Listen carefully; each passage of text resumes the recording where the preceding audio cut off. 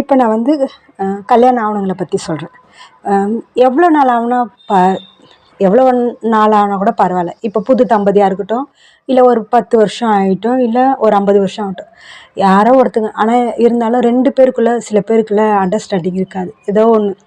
அந்த பொண்ணு ரொம்ப பாசமாக இருக்கா, ஆனால் பையன் பாசமாக இருக்க மாட்டான். அதேமாதிரி பையன் பாசமாக இருப்பான், பொண்ணு பாசமாக இருக்கும். இந்த மாதிரி பிரச்சனை வீட்டில் இருக்குது.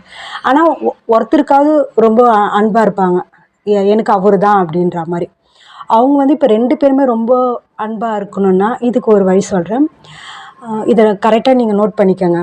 பிரதோஷ காலத்தில் பிரதோஷம் இருக்குல்ல, சிவன் பெருமாளுக்கு பிரதோஷ நேரத்தில் நந்தி இருப்பார், நந்தி தேவர் இருப்பார்.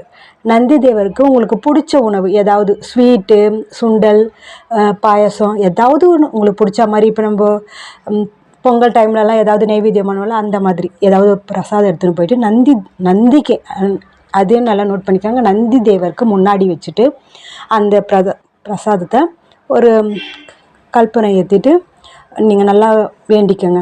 2 பேரும் எங்கள் 2 பேருக்குள்ளே எப்பயுமே பிரச்சனை வரக்கூடாது, ஒத்துமையாக இருக்கணும்னு வேண்டிக்கின்னு அங்கே போகிறவங்களுக்கெல்லாம், கோயிலில் சுற்றி வரவங்களுக்கெல்லாம் ஒரு சின்ன கப்பில் நீங்கள் எல்லோரும் போட்டு கொடுங்க. கட்டாயம் 2 பேரும் ஒத்துமையாக இருப்பீங்க, சந்தோஷமாக இருப்பீங்க.